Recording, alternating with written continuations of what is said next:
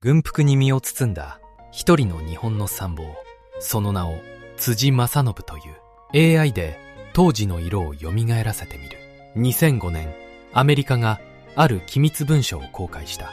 数百ページ。その表紙に記された名は辻正信。それは CIA がこの男を追い記録し続けた秘密ファイルだった。陰謀論ではない。 CIA 自身が機密を解除した本物の資料である。なぜかつての敵国が一人の日本軍人をここまで執拗に追ったのか。話は敗戦の日に遡る。昭和20年、辻正信はイギリスに戦犯として指名手配されていた。シンガポールで数千の華僑を虐殺したその首謀者としてである。東京裁判では東条英機ら名だたる軍人が次々と公主台へ送られた。だが辻ただ一人だけが消えた。宋に化け3000里の道を中国大陸へと逃げ延びたのだ。主要な戦犯容疑者で裁きから逃げ切ったのは彼ただ一人だった。だが話が不気味になるのはここからだ。自分を戦犯として追い詰めたその敵国アメリカ。戦後の辻はそのアメリカの CIA にスパイとして雇われる。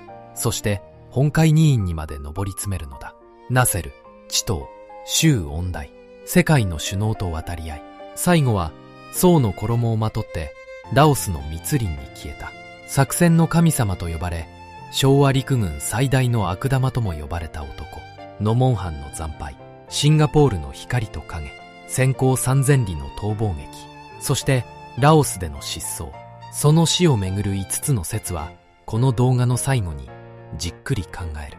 最後まで見れば教科書が決して語らない昭和史の闇が見えてくる。神と呼ばれ、悪魔と呼ばれ、そして忽然と消えた男、辻正信とは一体何者だったのか。白黒写真のカラー化にあたり協力いただいた東京の画像加工業者リタッチインクさんの復元方法では、従来手法のように白黒の上に色を塗るのではなく、 AI が写真そのものを補正し、当時カラーカメラで撮ったらこう写っていたかもしれない姿に近づける。これはおそらく従来の方法よりもずっと肉眼で見た光景に近い復元方法だ。興味のある方はリタッチインクレタッチ会社と Google で検索してみてほしい。辻正信、作戦の神様と呼ばれた男の原点をたどる。辻が生まれたのは明治35年、石川県の山あいの村、今の加賀市山中温泉である。父の亀吉は炭を焼いて暮らしを立てる炭焼きだった。4人兄弟の三男坊、決して豊かとは言えない山里の子である。だがこの炭焼きの子は桁外れに勉強ができた。苦学の末、名古屋の陸軍幼年学校に入る。入った時の成績は50人中24番。ところが卒業の時には首席になっていた。続く陸軍士官学校も首席で卒業。天皇から恩賜の銀時計を授かる。さらに陸軍大学校を3番の成績で出て恩賜の軍刀を手にした。つまり辻正信は貧しい炭焼きの子から日本陸軍のエリート中のエリートへと駆け上がった男だった。酒もタバコも女もやらない。寝る間も惜しんで働く潔癖で一途な秀才。だがその一途さと正義感はやがて恐ろしい一面を見せ始める。陸軍のエリートとなった辻が最初に世間を驚かせたのは戦場での武勲ではなかった。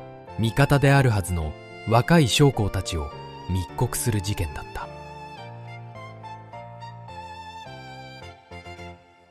軍服姿の辻正信、陸軍のエリートとなった青年将校である。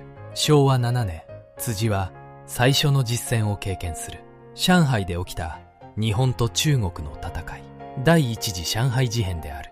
辻は歩兵第七連隊の中隊長として上海に出征した。そしてこの戦いで負傷する。帰還した辻は師団を代表して実戦の様子を演説した。その名は新聞にも載る。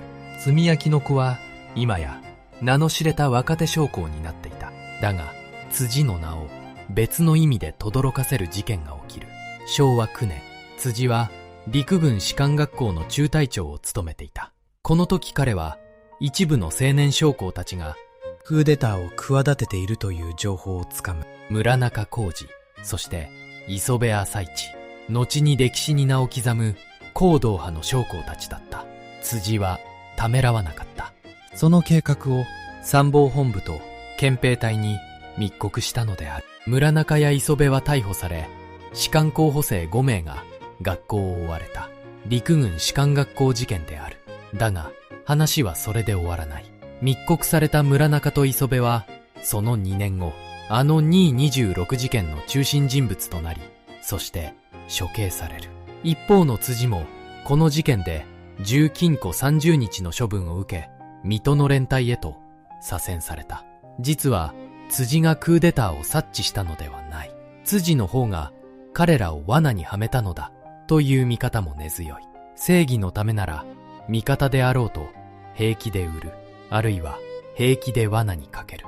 辻正信という男の恐ろしい一面がこの時はっきりと姿を現した。その後辻は関東軍に移り、一人の男に出会う。満州事変を起こした天才参謀石原莞爾である。辻は石原に心酔し、生涯彼を同志と呼び続けた。そして昭和14年、石原譲りの独断と強気を身につけた辻は、モンゴルの国境で日本陸軍を破滅的な戦いへと導いていくノモンハン事件である。船誇りの舞うモンゴルの大草原。昭和14年、ここで日本陸軍は忘れがたい大敗を喫する。そのきっかけを作ったのが辻正信だった。この年の3月、辻は関東軍の高級参謀として満州に着任する。そして一枚の文書を起草した。満祖国境紛争処理要項である。国境で紛争が起きたら現地の判断で必ず勝て。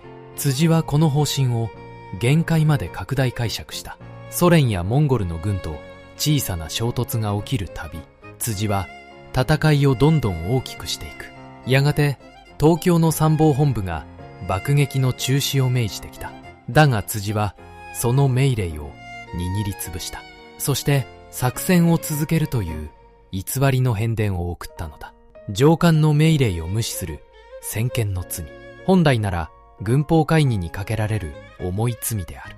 辻の独断はもはや誰にも止められなくなっていた。そして日本軍の前に立ちはだかったのがソ連の将軍ジューコフだった。後にスターリングラードで、そしてベルリンであのヒトラーを打ち破る名将である。ジューコフの戦車と大砲の前に日本軍はなすすべもなかった。まともな対戦車兵器を持たない日本兵はサイダーの瓶にガソリンを詰めた火炎瓶で立ち向かった。炎天下で熱くなったソ連戦車はそれでもよく燃えた。だが瓶で戦車の大軍を止められるはずもない。兵士たちは次々と草原に倒れていった。この一枚に映るのは草原に横たわる日本兵の亡骸。その脇をソ連の兵士が通り過ぎていく。主力の第23師団は壊滅した。死傷者は11,958名。兵力の実に 76% を失う凄惨な敗北だった。戦死者だけでおよそ8000人。死傷を合わせれば2万人に上る。だが辻の恐ろしさはここからだった。辻は生き残って退却した指揮官たちを許さなかった。敗れた将校に拳銃を渡し自決を迫ったのだ。伊予木栄一中佐、酒井幹夫大佐、辻に責任を押し付けられた指揮官たちが次々と死んでいった。では大敗の元凶である辻自身はどうなったのか。辻は別の部隊へ転任させられただけだった。罪に問われることもなく、数万の兵を死なせた男は責任をすべて部下に押し付けたのだ。そして戦後、辻はこのノモンハンの戦いを一冊の本に書く。その名もノモンハン秘史。自分が起こした大敗を自分の筆で語ったその本はなんとベストセラーになった。責任を取らず逃げ切り、そして本にして売る辻正信という男の生き方がここにすべて現れている。実はこのノモンハンの大敗が日本の運命を変えた。ソ連の強さを思い知った日本は北へ攻め込む道を捨てる。代わりに軍が目を向けたのが南方だった。石油やゴムを求めて東南アジアへ。そしてその先で待っていたのがアメリカとの戦争である。つまりノモンハンの敗北は太平洋戦争への道を開いたのだ。後に CIA が残した記録にはこうある。辻は日本が生み出した軍閥の首領に最も近い男と、その男が次に送り込まれた南方の戦場で、辻正信は神とも悪魔とも呼ばれることになる。マレー半島とシンガポールである。シンガポール攻撃の最前線に立つ参謀たち。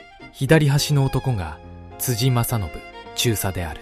昭和16年12月8日、太平洋戦争が始まった。辻は第25軍の作戦主任参謀としてマレー半島にいた。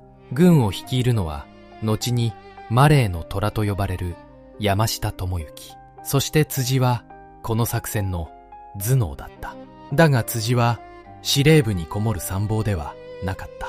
自ら最前線に飛び出し、時には敵の戦車まで奪って敵陣に突っ込む。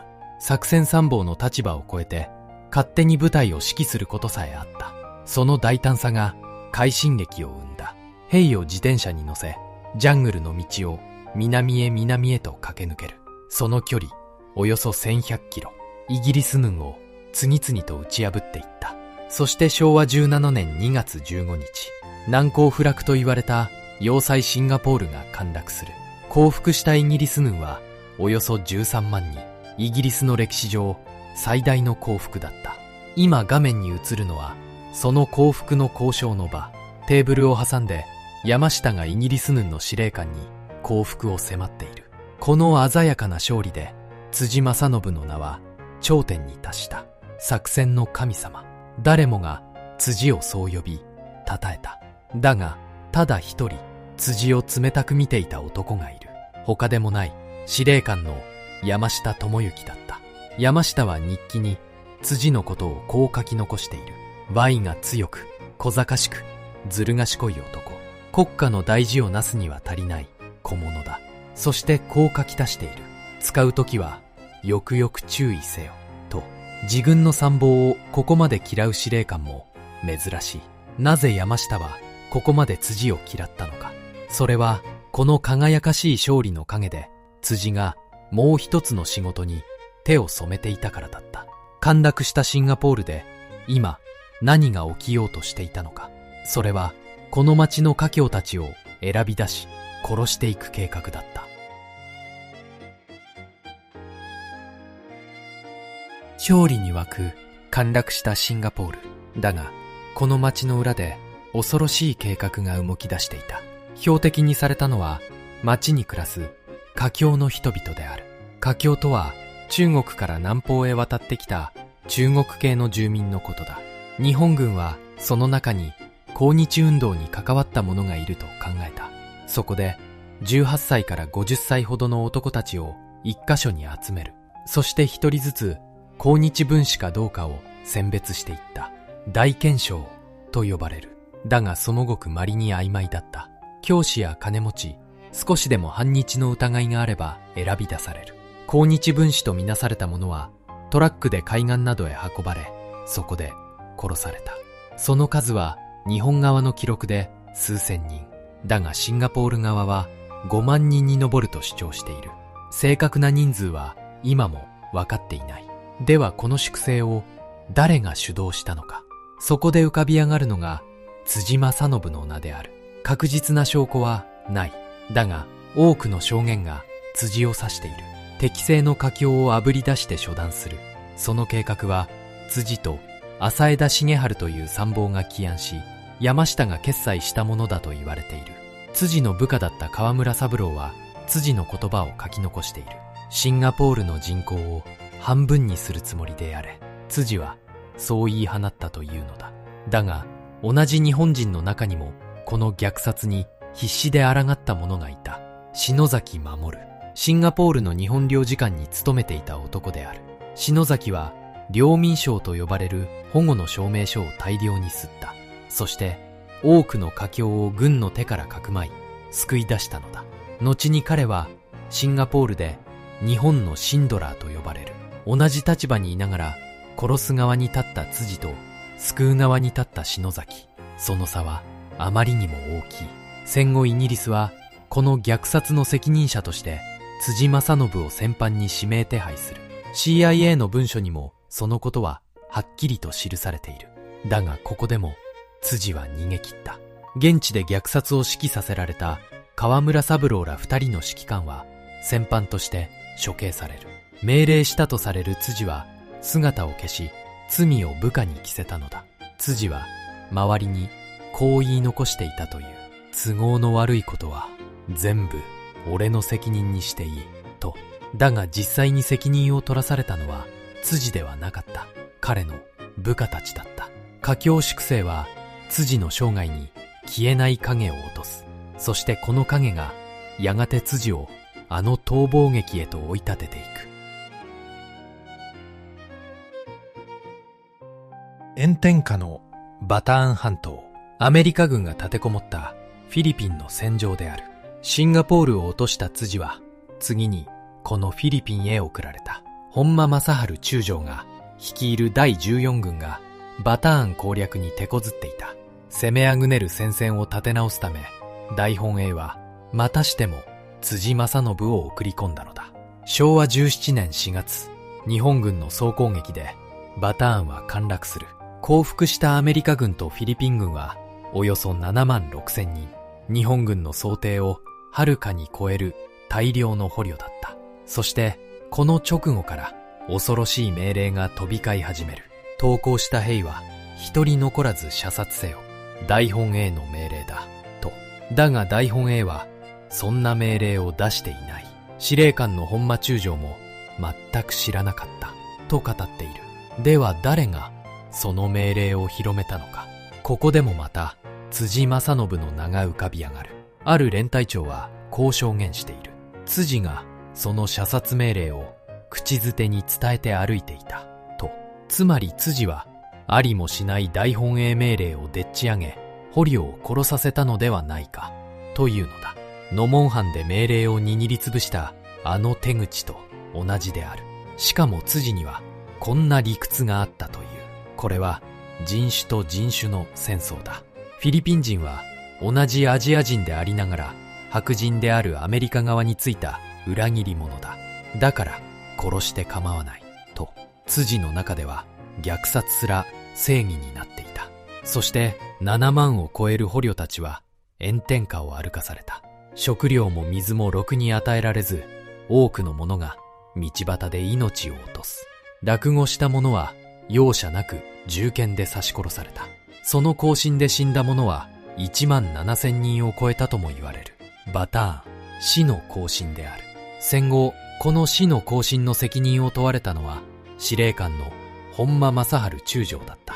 本間はマニラの法廷で死刑を宣告され銃殺される。温厚で部下に慕われたあの本間がである。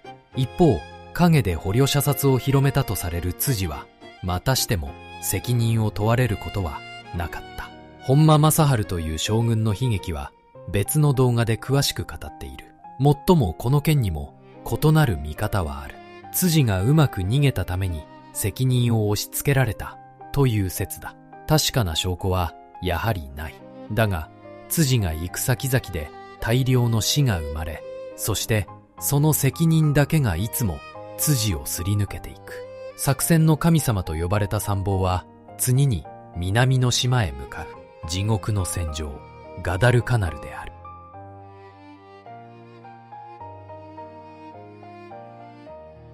南太平洋に浮かぶガダルカナル島。昭和17年8月、この島にアメリカ軍が上陸した。辻はまたしても大本営の派遣参謀としてこの島に送り込まれる。だが辻は大きな思い違いをしていた。マレーでイギリス軍を蹴散らしたあの成功体験、それが辻にアメリカ軍を見くびらせたのだ。アメリカ兵など大したことはない。一つの死体だけで飛行場を取り返せる。辻はそう信じて疑わなかった。最初に投入されたのは一木清直大佐の一木死体。実はこの一木という男には数奇な因縁があった。5年前、日中戦争の口火を切った盧溝橋事件。その時、最初に中国軍と撃ち合ったのが一木の部隊だった。日本と中国の戦争の始まりに立ち会った男が今、太平洋の孤島へと送られてきたのである。先遣隊は916人。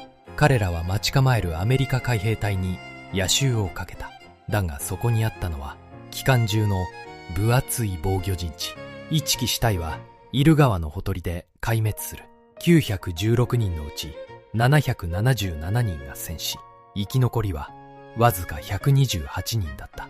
一木大佐は軍旗を焼き、自ら命を絶った。それでも辻は攻撃をやめなかった。次に送られた川口清武少将は航空写真から気づいていた。アメリカ軍の守りは以前よりはるかに強くなっている。無謀な突撃はもう通用しないと川口はその情報を辻に伝えた。だが辻はこの重要な警告を無視する。そればかりか意見の合わない川口を攻撃の指揮官から罷免してしまった。その結果、攻撃は死傷率 40% の大敗に終わる。そしてガダルカナルは地獄と化していく。補給を断たれた日本兵は飢えていった。兵士たちはこの島をガ島と呼んだ。この島で死んだ日本兵は2万人を超える。そしてその多くは戦いではなく飢えで死んだのだ。ミッドウェー海戦とこのガダルカナル、この2つの敗北で日本は攻めから守りへと転じていく。太平洋戦争の大きな分かれ目だった。戦後、辻はこの戦いもまた一冊の本にした。その名もガダルカナル。だがその本の中で辻は罷免した川口の名を伏せた。K少将とだけ書き、自分に都合のいいように戦いを描いたのである。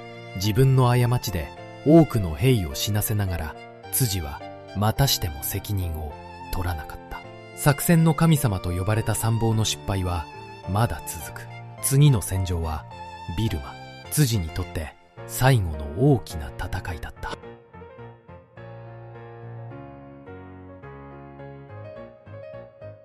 ビルマの戦場に立つ辻正信。第33軍の高級参謀である。昭和19年、辻はビルマの戦線にいた。ここで辻はダ作戦という作戦を立案する。中国から攻め込む連合軍を食い止めるための戦いだ。この作戦で辻は軍司令官から個人勘定を受けた。作戦の神様の面目役所。これが光の部分である。だがその裏ではいつものように影が広がっていた。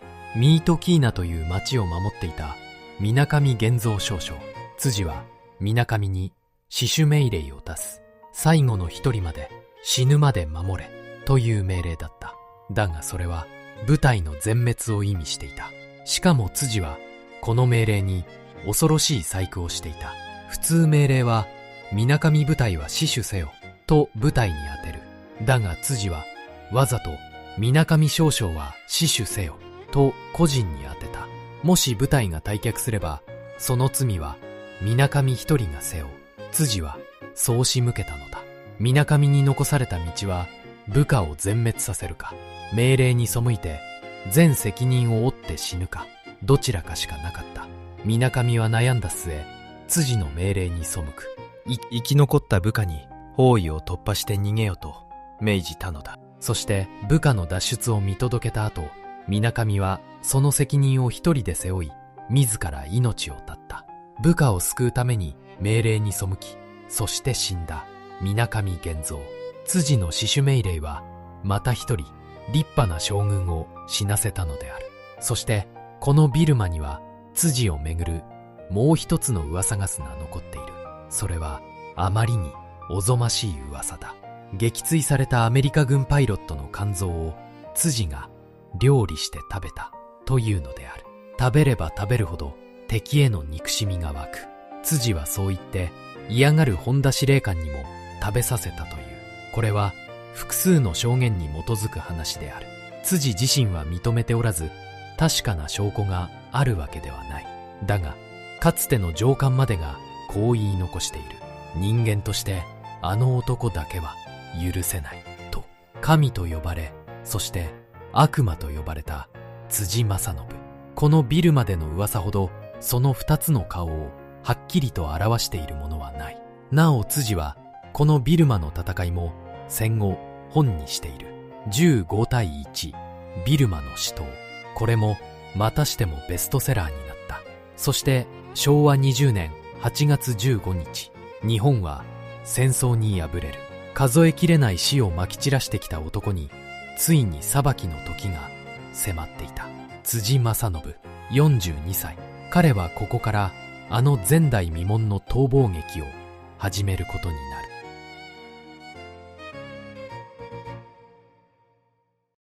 運送の辻正信。その運命が大きく変わろうとしていた。昭和20年8月15日、日本は敗れた。その時、辻正信はタイのバンコクにいた。辻には分かっていた。シンガポールの虐殺、バターンの捕虜、射殺。自分は間違いなく戦犯として追われる。普通の軍人なら責任を取って自決したかもしれない。だが、辻は違った。辻が選んだのは逃げるという道だった。ここで CIA の機密文書に興味深い記述がある。当時、日本陸軍は大量の金塊を持っていた。日本軍が占領していたフランス領インドシナ。そこでフランス側から接収した3トンもの金だというのだ。今の金の価値にすればおよそ700億円。それだけの財産である。敗戦でそれが連合軍に没収されるのを防ぐため、金塊は密かに分けて隠された。その隠された金にはこんな狙いがあったという。今は負けても10年ほど後にこの金を元手に日本の軍をもう一度蘇らせる。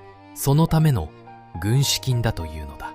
そしてその金の一部を受け取ったのが辻だったという。辻はその金を部下の若い将校たちに配る。そして命じたというのだ。軍を抜け出し、バンコクの知人を頼って身を隠せと。辻自身は僧の衣をまとった。頭を丸め托鉢僧に化けて街の中へ消えていく。 CIA の文書はこうも記している。辻は自決したと報じられたが、誰もが彼はバンコクで知り合いの中国人女性と密かに潜伏していると信じていると。戦犯として世界中から追われながら、辻正信の常識外れの逃亡が幕を開けた。その旅は3年に及び、距離にして7000キロを超える。後に彼が先行3000里と名付ける逃避行である。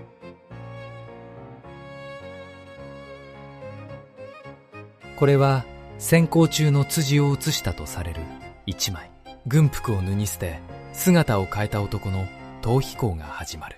僧に化けた辻はタイを抜け出し、フランス領インドシナへと渡っていく。そこから昆明、重慶、南京、上海、中国大陸を転々と渡り歩いた。その距離およそ7500キロ。ボロボロの装衣と中国服に身を包み、3年をかけた気の遠くなるような旅だった。だがこの逃避行には驚くべき皮肉がある。かつて辻は日中戦争で中国と戦った男だ。シンガポールでは中国系の人々の粛清を命じたとされる。その辻が逃げ込んだ先で蒋介石の国民政府に仕えるのだ。辻は中国軍のために作戦の手引きを書いた。そして蒋介石には何通もの手紙を送っている。そのうちの一通はなんと自分の血で書かれていた。敵だったはずの中国人たちは辻に共感を寄せたという。さらに奇妙なことがある。中国政府は辻を戦犯として指名手配していた。表向きは彼を追っていたのだ。だがその裏で密かに辻を使っていた。追う顔とかくまう顔。辻はこうして大陸でしたたかに生き延びていく。辻が密かに日本へ帰り着いたのは昭和23年1948年。だがまだ戦犯として追われる身である。帰国した辻をかくまったのは右翼のフィクサー児玉義夫らだった。辻は彼らの家や寺に身を潜め、危険が去るのをじっと待つ。そして昭和25年1950年、戦犯追及の嵐が去ったと見るや、辻は公然と姿を現した。やがて辻はこの逃避行を一冊の本にする。その名も先行三千里。本は100万部を超える大ベストセラーになった。戦犯として追われた男の逃亡記がなぜか国民的な人気を集めたのだ。もっとも CIA はこの本を冷ややかに見ていた。中身はほとんど筋がなく、自分を正当化する言い訳の羅列に過ぎないと逃げ切り、そして英雄になった男辻正信の第2の人生が幕を開ける。戦犯として追われていたはずの辻正信。なぜ彼は罪に問われずに済んだのか。1950年、辻が公然と姿を現した頃、世界は大きく変わっていた。アメリカとソ連の冷たい戦争、冷戦の始まりである。その年の6月には朝鮮戦争も勃発する。アメリカが恐れる相手はもはや日本ではなかった。共産主義、それが新たな敵だったのだ。日本を裁くより日本を反共の味方にしたい。アメリカの考えはそう切り替わっていく。そこで目をつけられたのが旧日本軍の有能な軍人たちだった。その中心にいたのが GHQ の情報部長ウィロビー。彼は共産主義と戦うためにかつての敵国の軍人を密かに集め利用し始める。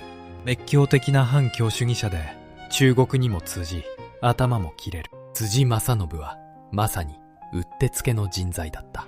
こうして昭和25年の12月、辻の名は戦犯リストからそっと消される。そして辻はアメリカの情報機関 G2 の協力者となった。考えてみてほしい。つい数年前まで辻を戦犯として追い詰めていたのは他ならぬアメリカである。その敵国アメリカに今度は雇われるのだ。追う者と追われる者が手を組んだ。さらにウィロビーは辻の旧友服部拓四郎にも密かな任務を与えていた。表向きは戦死をまとめる仕事だが、その裏の目的は日本軍の再建の研究だった。服部機関と呼ばれるこの集まりに辻も加わっていく。思い出してほしい。敗戦の時闇に隠された700億円の金塊。10年後に日本の軍を蘇らせるそのための軍資金。その夢を辻たちはまだ諦めていなかったのだ。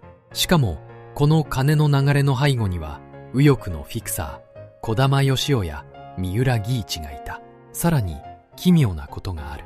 反共のはずの辻がソ連の大使館にも出入りしていたのだ。なぜだろうか。二重スパイにでもなろうとしていたのか。 CIA の文書によれば表向きの理由はこうだ。ソ連に抑留されていた旧友の元大佐岸名浩二、その岸名に手紙を届けてもらうためだという。応対したソ連のキスレンコ少将は辻をこう歓待した。あなたの本は全部読んだ。いつでも歓迎すると。だがそれだけではないだろう。辻はアメリカにもソ連にも組みしなかった。日本はどちらの子分でもない。そう考える辻にとってどちらの大使館も決して閉じてはいけない扉だったのかもしれない。そしてこの敵と味方の境目のなさがやがて辻自身の運命を飲み込んでいくことになる。戦犯を逃れ敵国のスパイとなり軍の再建を夢見る男辻正信は次にもっと大きな舞台へと乗り出していく。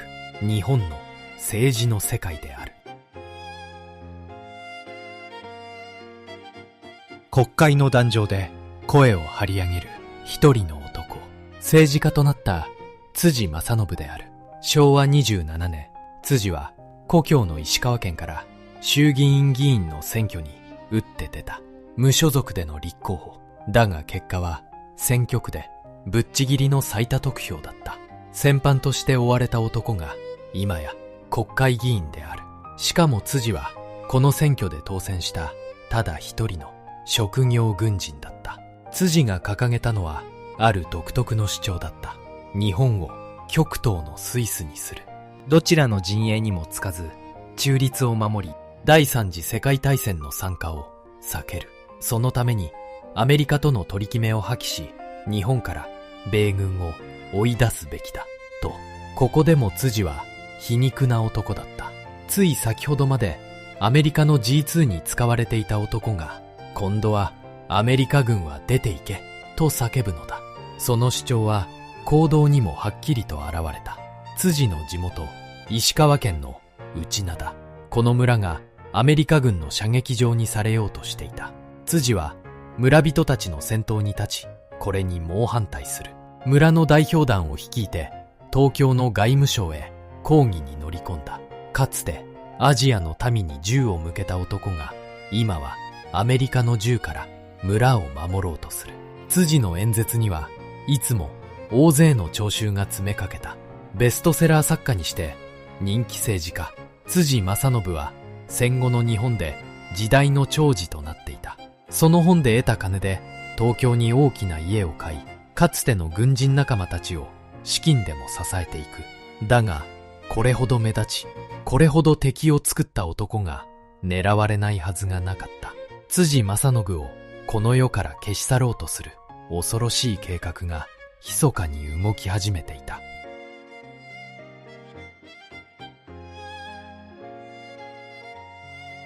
人気の頂点にいた辻正信。だがその足元では不穏な影が動いていた。辻はあまりに多くの敵を作りすぎていた。そして彼の命を狙う計画が実際に動き出す。このことも CIA の文書に記されている。ある日、強盗の疑いで一人の男が逮捕された。旧日本軍の航空隊にいた元少佐である。その男の口から驚くべき計画が明らかになる。ある秘密結社が辻正信の暗殺を企てていると。警察は直ちにその秘密結社の捜査に乗り出した。興味深いのは、辻を狙ったのが誰かである。それは左翼ではなかった。辻と同じ右翼の過激な者たちだったのだ。超国家主義者であるはずの辻が、もっと過激な右翼から生ぬるいとみなされ、命を狙われる。辻自身、その危険をよくわかっていた。妻は後にこう語っている。夫は本を出した頃から命を狙われると感じ、家を出るときはいつも変装していましたと。それでいて辻は警察の護衛を一度も求めなかった。新聞で暗殺計画を知った日も、辻は妻にすぐ戻るとだけ言い残し、平然と家を出て行ったという。だが辻という男は狙われるだけの男ではなかった。同じ頃辻は別の恐ろしい計画の中心にもいた。旧軍人たちがクーデターを企てていたのだ。その当初の計画は、時の総理吉田茂を暗殺すること。背後には50万人の支持があるとも言われた。ところがこの計画を押しとどめたのが辻だった。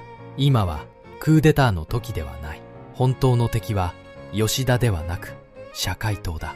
辻はそう説いて計画を縮小させたという。もっともこのクーデターの話は CIA の文書でも信憑性は低いとされている。情報の出所が中国だったからだ。中国に通じた辻自身が流したはったりではないか。そんな見方さえあるほどだ。本当に計画があったのか、辻の作り話なのか、それすらはっきりしない。だがそんな噂が絶えないこと自体が辻正信という男のうさんくささを物語っている。狙われる辻、そして狙う辻。戦後の政治の世界でも辻は二つの顔を持っていた。そんな辻が次に向かったのは日本の外、世界の指導者たちと渡り合う同舞台だった。これは昭和32年エジプトでの一枚。握手を交わしているのは辻正信とエジプトのナセル大統領である。議員となった辻は世界へ飛び出していく。目指したのは東でも西でもない国々、アメリカにもソ連にもつかない非同盟の指導者たちだった。まず辻があったのがこのエジプトのナセル、アラブ世界の英雄である。辻はナセルに一本の短刀を送った。シンガポール攻略から幾多の戦場を肌身はなさず持ち歩いた愛憎の担当だった。次に辻が向かったのはユーゴスラビア。共産圏にありながらソ連とは一線を画す非同盟のオスチトー大統領と会見する。さらに辻はインドのネルー首相とも会っている。ナセル、チトー、ネルー。アメリカにもソ連にもつかない非同盟という新しい潮流。辻はその中心にいた男たちを次々と訪ねていった。そして辻の旅はさらに意外な国へ向かう。中華人民共和国、共産主義の中国だ。画面に映るのはその北京での一枚。辻の隣にいるのは中国の首相周恩来である。当時日本と共産主義の中国との間には国交がなかった。正式な付き合いのない国。その首相と一介の議員に過ぎない辻が深夜に密会する。昭和32年2月27日。会談は3時間にも及んだ。国交のない相手との異例中の異例の密談だった。考えてみてほしい。辻は日中戦争で中国と戦った男だ。シンガポールでは中国系の人々の粛清に関わったとされる。その辻が今や中国の首相と握手をしている。反共のスパイであったはずの男が共産主義の指導者たちと次々に手を結んでいく。辻の頭にあったのはこんな夢だった。アジアは一つになるべきだ。白人の支配からアジアを解き放つ。そのためなら共産主義とも手を組む。バターンで白人につくフィリピン人を殺せと言った男がたどり着いた一つの答えだった。辻はこの世界一周の旅も一冊の本にしている。世界の火薬庫を除くという題だった。そしてこれらの旅にいつも同行した秘書がいる。浅枝重治。実はこの男こそシンガポールの粛清計画を辻と共に起案したとされるあの人物だった。非同盟、アジアの統一、そして共産圏とのつながり。辻が晩年に抱いたこの危うい夢がやがて彼をあの運命の地へと導いていく。戦乱のラオスである。宋の衣をまとった一人の男。これが生きた辻正信を撮った最後の一枚である。政治家になっても辻はどこにも収まらない男だった。昭和34年、中立を解く辻はアメリカ寄りの岸信介の路線と真っ向からぶつかった。そして時の総理である岸を激しく攻撃する。そのために辻は自民党を除名されてしまう。それでも辻はひるまなかった。今度は参議院にくら替えしてまた当選してみせる。衆議院で4回、参議院で1回。辻は選挙に負けたことがなかった。だがこの男には政治の世界さえ狭すぎたのかもしれない。辻の心を捉えて離さなかったもの。それはいつの時代も戦場だった。この頃、東南アジアは再びきな臭くなっていた。とりわけラオスは内戦の真っ只中。共産勢力と政府軍が争う冷戦の最前線である。辻の血が騒いだ。昭和36年4月、辻は参議院に40日間の休暇を願い出る。理由は東南アジアの視察。そして4月4日、公用旅券を手に日本を発った。表向きはただの視察旅行。だが辻の狙いはそれだけではなかった。辻は本気であることを成し遂げようとしていた。それはベトナムでの戦争を未然に防ぐこと。そのために北ベトナムの指導者ホーチミンに会おうとしていたというのだ。反共のはずの辻が今度は共産側の棟梁に会い、アジアの戦争をたった一人で止めようとする。非同盟とアジアの統一、その壮大な夢をこの男は最後まで追いかけていた。さらにこんな説もある。辻は時の総理池田隼人の密使だったのではないかと。そして今画面に映るこの一枚、昭和36年4月21日に撮られたものだ。宋の衣に身を包んだ辻正信58歳。隣にいるのは旅の同行者、赤坂克美。この後二人はジープでビエンチャンから北へと向かう。そして辻は宋に扮し、ラオスの奥地へと消えていった。そして二度と戻っては来なかった。辻正信のその後とをはっきりと知る者は誰もいない。戦乱の続くラオスの奥地、辻正信が姿を消したのはこの地だった。昭和36年5月、辻の家族のもとに不安がよぎる。4月27日を最後に辻からの連絡が途絶えたのだ。心配した家族は外務省に調査を願い出る。バンコクの日本大使館はこう報告した。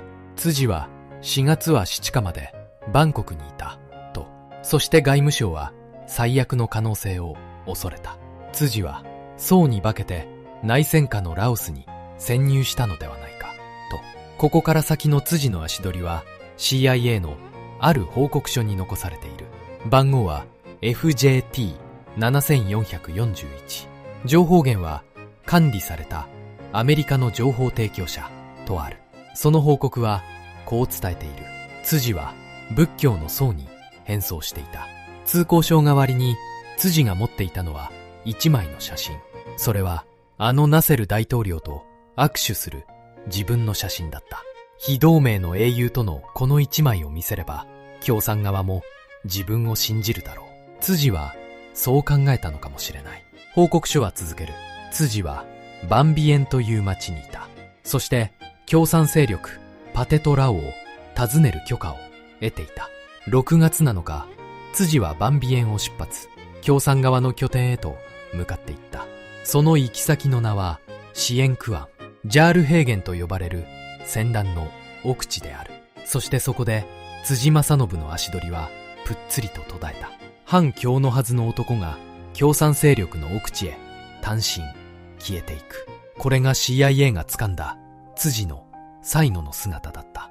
日本の法律では行方不明のまま7年が過ぎると家族の申し立てによりその人を死んだものとみなせる失踪宣告と呼ばれる制度である。遺体も死んだという証拠もないまま辻は7年後の昭和43年法律の上で死亡とされた。だがそれはあくまで書類の上だけの死。辻正信がどこでどのように死んだのか、あるいは本当に死んだのか、その謎をめぐっていくつもの説が囁かれてきた。最後にその5つの説を考えてみたい。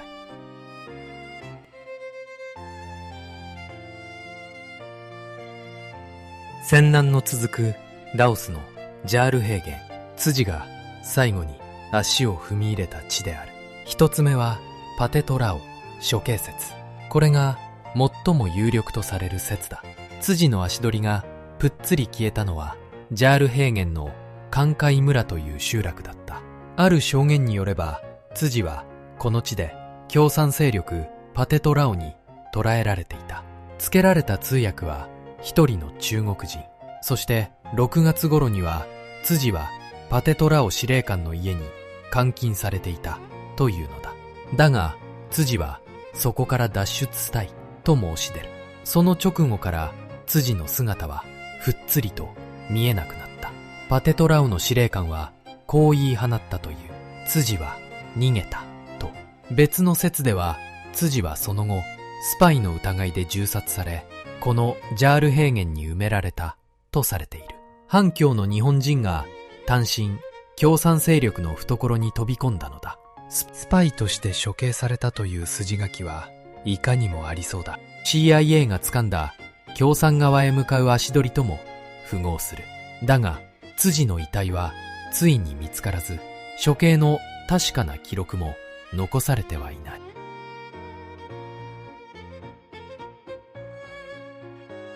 北ベトナムの指導者ホーチミン、辻が会おうとしていた相手である。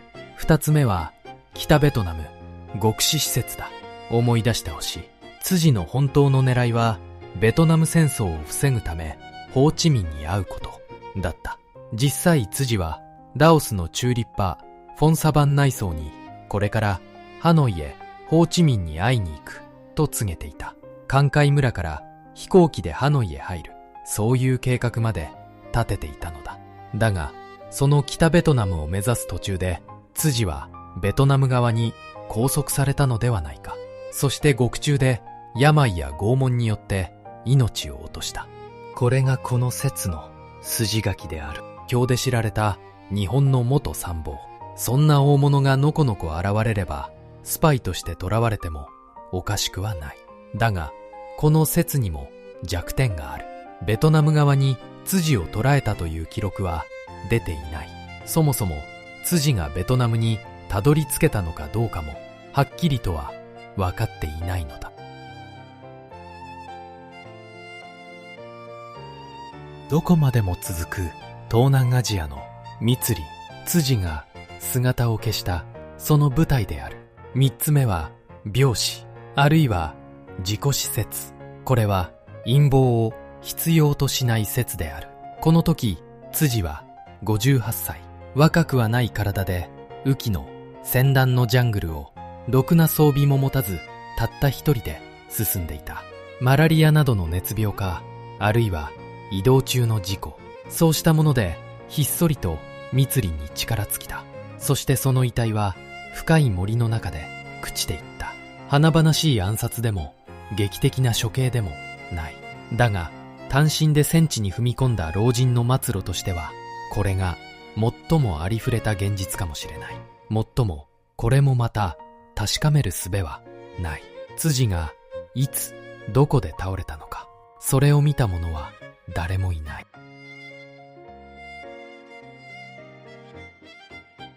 中国の首相、周恩来と握手する辻正信。この深いつながりがある説を生んだ。四つ目は中国、亡命、生存説である。思い出してほしい。辻は逃亡中、蒋介石の中国国民政府のために働いていた。戦後も共産中国の周恩来と密会している。辻ほど中国に食い込んだ日本人はいない。その中国へ辻は密かに渡ったのではないか。実は日本の外務省の文書にもこんな情報が残っている。辻は中国共産党の過激派に拉致され、中国の雲南省へ連れ去られたのではないかと。もしそうなら、辻は中国の獄中でひっそりと生涯を終えたのかもしれない。一方で名前も姿も変えてどこかで生き続けている。そんな噂もまたまことしやかに囁かれた。死んだと宣告された後になっても、辻は生きているという声は長く消えなかった。だがこれは一番根拠の薄い説だ。中国が辻を受け入れたという記録はどこにもない。生きていてほしいという願望が生んだ幻。そう見るのが妥当だろう。そして辻正信、最後の一枚。その詩には5つ目の不気味な説がある。5つ目は CIA に消されたという説だ。思い出してほしい。辻の最後の足取りは管理されたアメリカの情報源によって追われていた。かつてアメリカのために働いた反共のスパイ。その男が今度は共産側の懐へ単身飛び込んでいく。しかも辻は時の総理池田隼人の密使だったとも言われる。近年辻の次男が公開した父の滞在日記。そこからこの最後の旅が総理からの特別な命令、つまり匿名だった可能性が指摘されている。もし辻が日本政府の密命を帯びた男だったのなら、その動きはアメリカにとってなおさら見過ごせない。どちらの陣営にも通じ、何を考えているかわからない男。そんな辻を危険と見たアメリカが密かに闇へ葬ったのではないか。これがこの説の筋書きである。だが断っておかなければならない。これは証拠の全くない憶測に過ぎない。追いかけてきた CIA の文書にも自分たちが手を下したなどとは一言も書かれていない。そしてこれらの説とは全く別の角度から辻の失踪を説明しようとする声もあった。それが金塊にまつわる説である。軍曹の辻正信、その失踪の裏に金塊の影を見る者もいる。6つ目は財宝探し説だ。思い出してほしい。敗戦の時、日本軍は700億円分もの金塊を闇に隠した。そしてその一部を受け取ったのが辻だったとされる。実は辻が消えた後、日本のある雑誌に奇妙な証言が載った。元日本兵宮下という男の証言である。辻は財宝を探しに行ったのだと。戦争中、シンガポールに隠された17兆円分とも言われる莫大な財宝。辻はそれを探しに行ったのではないかというのだ。つまりベトナム戦争を止めるためでもホーチミンに会うためでもなかった。辻の本当の狙いは戦時中に隠された金塊。そのありかを知る辻が財宝の回収に向かい、その途中で消えたのではないかと。実はこうした隠された財宝の話は山下財宝という伝説として今も語られている。山下智之の軍が東南アジアで集めた金塊をフィリピンなどに埋めて隠した。だがそのありかを知る者たちが戦犯として処刑され、財宝は行方知れずになったというものだ。その幻の財宝を追って辻は消えた。そう考える者もいるのである。もっともこれも一人の元兵士の証言に過ぎない。17兆円という金額もあまりに現実離れしている。だが金塊にまつわるうさんくささが辻正信には最後までつきまとった。それもまたこの男らしい幕切れだった。だが辻の失踪をめぐる説はこれだけでは終わらない。その最後にはさらにいくつもの謎がつきまとう。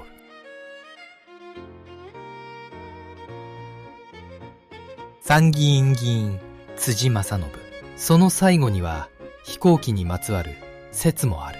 7つ目は飛行機墜落説だ。思い出してほしい。辻はジャール平原のカンカイ村から飛行機でハノイへ入る計画を立てていた。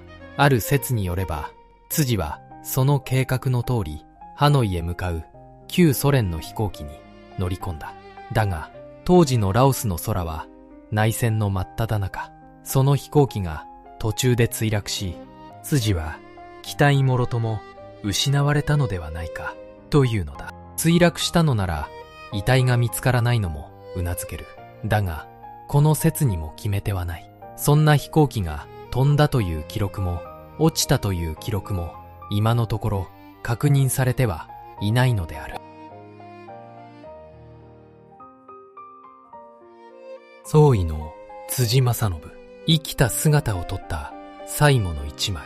その失踪にはまだ意外な説が残っている。実は辻をめぐってはもっと荒唐無稽な噂まで飛び交った。ジャングルで虎か毒蛇に襲われて死んだという説、キューバへ渡りカストロを助けているという説、エジプトでナセルの軍事顧問になったという説、ベトナムで反共の義勇兵として戦っているという説。これほど突拍子もない噂が生まれること自体、辻正信が生きながら伝説になった証だろう。そして8つ目、最も辻らしい説がこれだ。自作自演説である。思い出してほしい。辻は一度死んだことにされた男だ。敗戦の時、辻は自決したと報じられた。だが実際は僧に化けてまんまと生き延びていた。一度世間を欺いて消えてみせた男ならば二度目もあるのではないか。すべてを捨て全くの別人としてどこかで生き直したのではないか。もちろんこれも証拠はない。だが辻正信の生き方を知る者ほどこの説をありえないとは言い切れないのだ。8つの説だがそのどれもが決め手を書いている。辻正信がどこでどう消えたのか、その真相は今も深い闇の中にある。神と呼ばれアクマクスと呼ばれ、そして誰にも真相をつかませないまま辻正信は歴史の闇へと姿を消した。辻正信、作戦の神様と呼ばれ、昭和陸軍最大の悪玉とも呼ばれた男。その生涯をもう一度振り返ってみよう。石川の貧しい炭焼きの家に生まれた辻は、陸軍のエリート中のエリートへと駆け上がった。だが、その独断は行く先々で悲劇を生んでいく。ノモンハンでは数万の兵を死なせながら責任を取らなかった。マレーとシンガポールでは作戦の神様と称えられた。だがその裏で多くの華僑が粛清されたとされる。バターンでは捕虜の射殺を煽ったと言われ、ガダルカナルでは無謀な攻撃で兵を死なせた。そしていつも責任だけが辻をすり抜けていった。彼の代わりに命令に背いてでも部下を救おうとした男たちがいる。ガダルカナルの川口清武、ビルマの水上源三、シンガポールで多くの華僑を救った篠崎守。彼らのこともどうか忘れないでほしい。敗戦後、辻は宋に化けて3000里を逃げ延びた。そして敵国アメリカのスパイとなり、国会議員にまで上り詰める。ナセル、チトー、周恩来、世界の指導者たちと渡り合い、最後は宋の衣をまとって戦乱のラオスに消えていった。その死をめぐっては、実に8つもの説が囁かれている。パテトラオの処刑、北ベトナムでの獄死、病死、中国への亡命、CIA の抹殺、財宝探し、飛行機の墜落、そして自作自演。だがそのどれもが決め手を欠いたまま60年以上が過ぎた。辻には墓もない、遺体も見つかっていない。彼が本当はいつどこで死んだのか、あるいはどこかで生き続けたのか、その真相は今も深い闇の中にある。さて、ここであなたに聞きたい。8つの説の中であなたが一番ありそうだと思うのはどれだろう。パテトラオか、北ベトナムか、病死か、中国か、CIA か、財宝か、飛行機の墜落か、それとも自作自演か。ぜひコメント欄であなたの考えを教えてほしい。神と呼ばれ悪魔と呼ばれた辻正信という男。彼は英雄だったのか、それとも怪物だったのか。おそらくそのどちらでもあったのだろう。一人の人間の中に光と闇が同居していた。白黒の写真の中では遠い過去の人物に見える辻も、こうして色を蘇らせれば確かにそこにいた一人の人間だ。その目が何を見て何を求めていたのか、今となっては誰にもわからない。辻正信の失踪からすでに60年余り、その謎は今も多くの人を引きつけてやまない。近年も作家たちが新たな資料を掘り起こし、この消えた参謀の真実を追い続けている。今日も最後までご視聴いただきありがとうございました。この動画を気に入っていただけたら、高評価、チャンネル登録で応援よろしくお願いします。